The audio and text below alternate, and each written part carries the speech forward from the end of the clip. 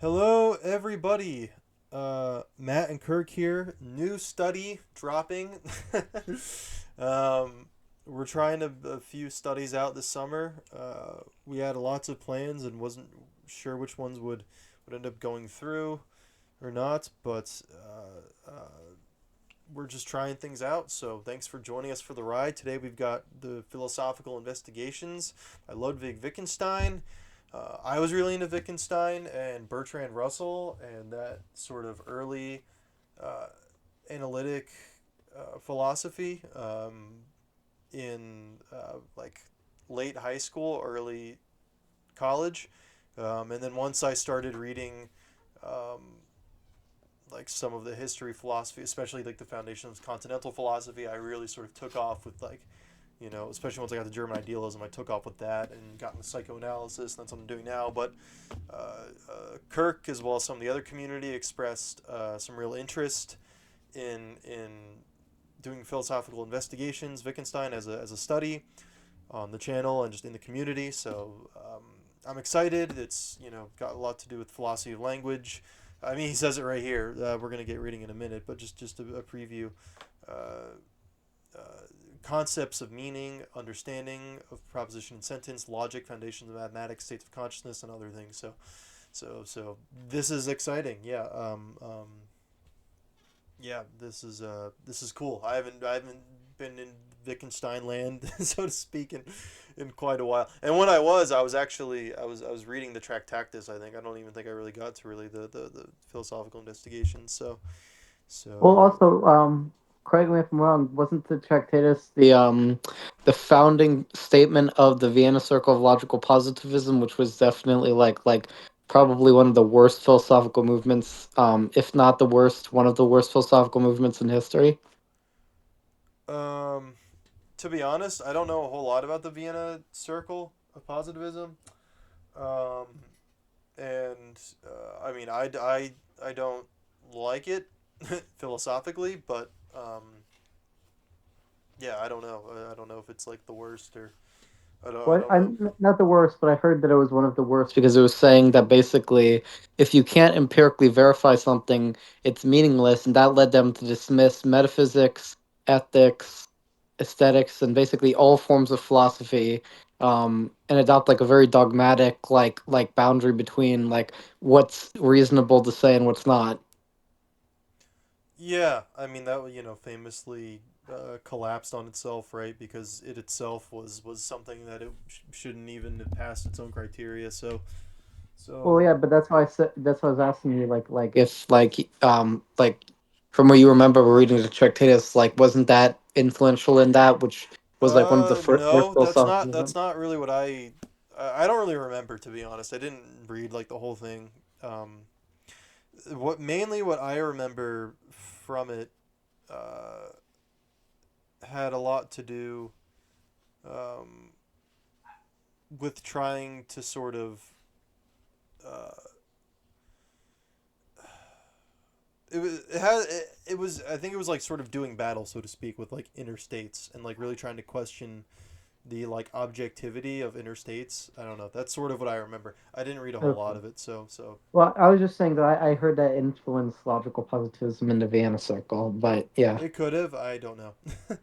It probably. I've heard Wittgenstein is involved in the Vienna Circle. I've also heard Freud involved in the Vienna Circle. So I don't Well, know. there's a difference between Freud's inner circle and the actual like Vienna Circle of logical positivism, but yeah. Well, But I and don't know. anyway, um, it's just the way I hear his biography is that the early Wittgenstein was a logical positivist, or at the very least sympathetic to logical positivism. But then the latter Wittgenstein, by publishing the philosophical investigations, was sort of criticizing analytic philosophy and specifically logical positivism for having an overly dogmatic view of what constitutes like intelligible language and meaning. And basically, I heard that like basically Leatherwick and Son was much closer to what we might nowadays call continental philosophy in the sense of emphasizing like lived experience over like abstract like dogmatic reasoning. Which will be interesting to read to see how it compares to other texts that might be associated with more like traditional continental philosophers. Yeah, I think you're totally right. In that it will be interesting to see. that. So, yeah, I mean, I've said all my opening remarks. Kirk, if you have any more, now's the time. But if not, we can begin reading. Yeah, we can begin reading. Do you want to read? No. Okay. I'll read then. Here we go. Preface. The thoughts that I publish in what follows are the precipitate, I don't know how to say that word hard, of philosophical investigations which have occupied me. Can we make this bigger? There we go, that's better. Which have occupied me for the last 16 years. They concern many subjects: the concepts of meaning, of understanding, of a proposition and sentence, of logic, the foundations of mathematics, states of consciousness, and other things. I've written down all these as remarks, short paragraphs, sometimes in longer chains about the same subject, sometimes jumping in a sudden change from one area to another. Sounds like a psychoanalytic session or something, right? Yeah, that's funny. Originally, it was my intention to bring all this together in a book whose form I thought of differently at different times, but it seemed to me essential that in the book the thoughts should proceed from one subject to another in a natural, smooth sequence. After several unsuccessful attempts to weld my results together into such a whole, I realized that I should never succeed. The best that I could write would never be more than philosophical remarks. My thoughts soon grew feeble if I tried to force them along a single track against their natural inclination. And this was, of course, connected with the very nature of the investigation. For it compels us to travel crisscross in every direction over a wide field of thought. The philosophical remarks in this book are, as it were, a number of sketches of landscapes which were made in the course of these long and meandering journeys. The same or almost the same points were always being approached afresh from different directions, and new sketches made. Very many of these, badly drawn or lacking character, marked by all the defects of a weak draughtsman. And when they were rejected, a number of halfway decent ones were left, which then had to be arranged and oftmals beschnitten. Oh. Oh, no way. This is gonna... Every other page is gonna be German. I guess I'll just scroll past it quickly. That stinks. So Wait, often cut every other down. page is in German? What's that? Do you say every other page is in German? Yeah. So wait, but we can't miss half of the book if we're reading it. No. It copies. What do you mean it copies? Like, we're not gonna miss half the book. The book is just doubled. So there's an English version and a German version on the same thing. So we'll Oh, the just... same page? Yeah. Okay. So often cut down in order to give the viewer an idea of the landscape. So this book is really just an album. Until recently, I had really given up the idea of publishing my work in my lifetime. All the same, it was revived from time to time, mainly because I could not help noticing that the results of my work, which I conveyed in lectures, typescripts, and discussions, were in circulation, frequently misunderstood and more or less watered down or mangled. This stung my vanity, and I had difficulty in quieting it. That's funny.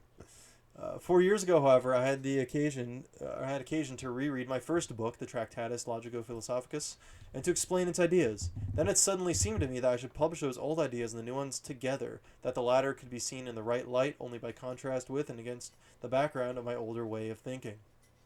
For since I began to occupy myself with philosophy again 16 years ago, I could not but recognize grave mistakes in what I set out in that first book.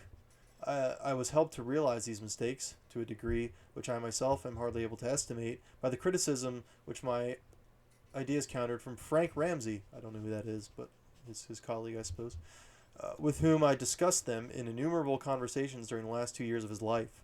Even more than to this, always powerful and assured, criticism, I am indebted to that which a teacher of this university, Mr. P. Sraffa, for many years unceasingly applied to my thoughts. It is to this stimulus that I owe the most fruitful ideas of this book. For more than one reason, what I publish here will have points of contact with what other people are writing today. If my remarks do not bear a stamp, which marks them as mine, then I do not wish to lay any further claim to them as my property.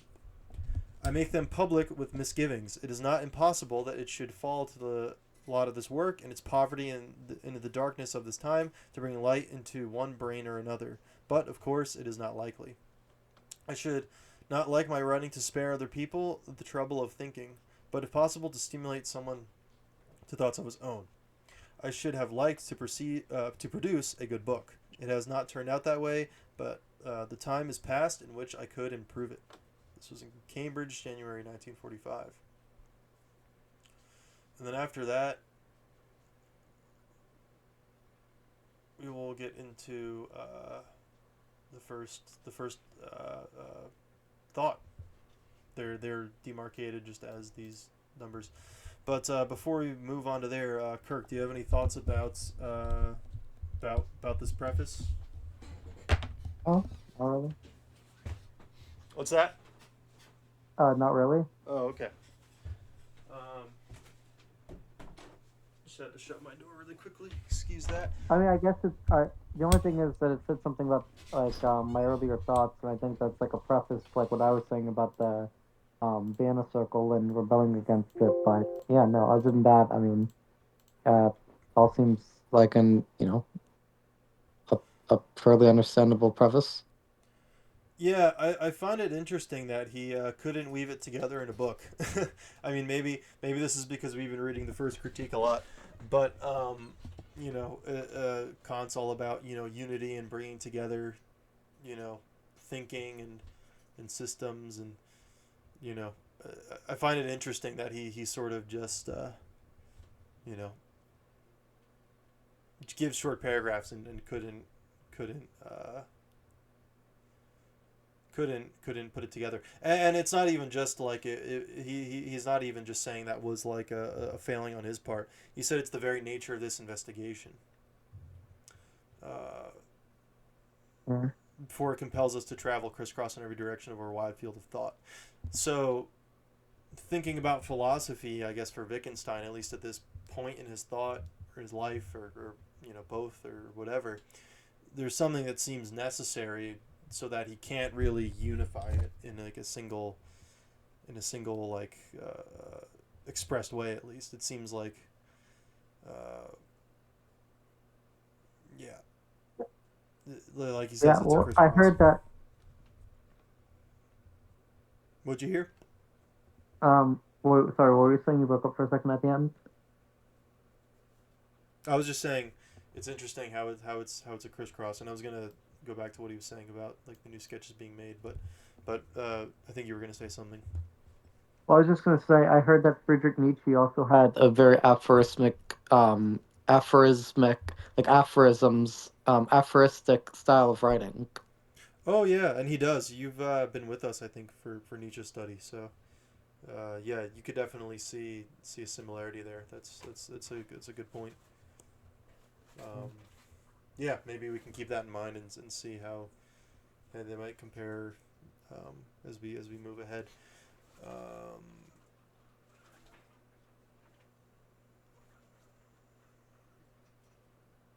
yeah, so he says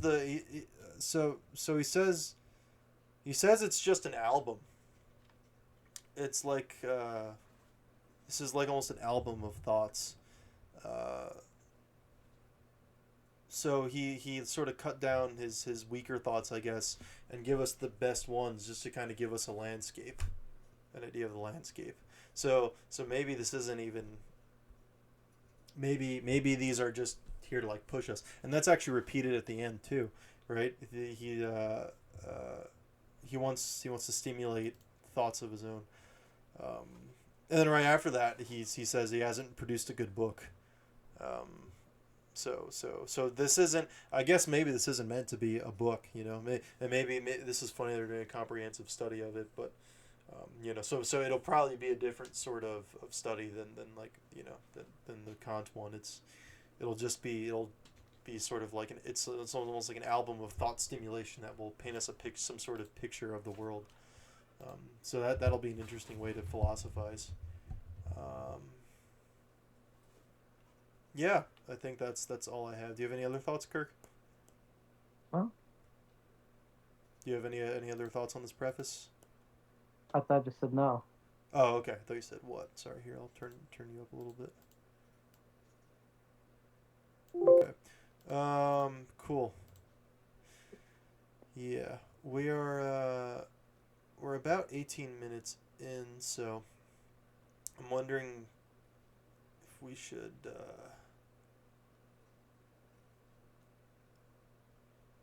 perhaps just call it here.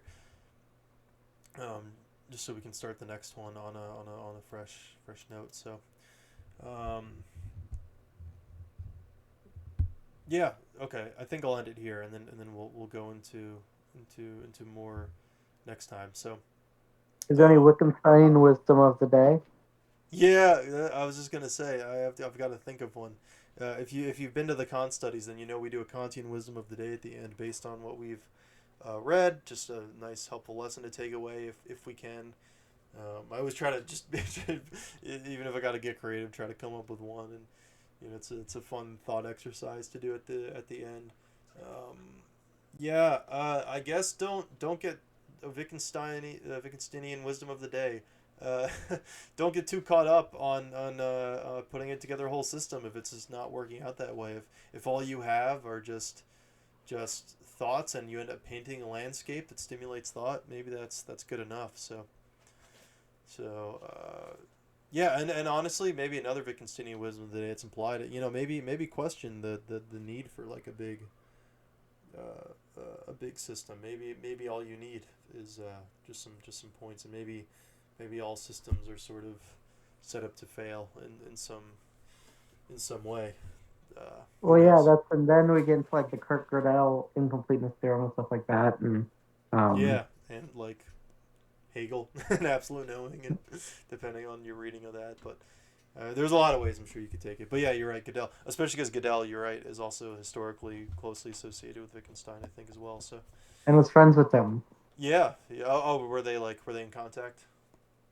Yeah, I heard they were friends. That's cool. Alrighty, so that's been the preface and some commentary, and we'll see you in a bit, hopefully, for this first bit, which is in Latin, but I think it's the translation. So we'll probably start down here. A quote from Augustine of Confessions, which is a book I should read myself. But cool. Alrighty. Well, we'll see you then. Thank you for joining us. God bless. We'll see you next time. Bye bye.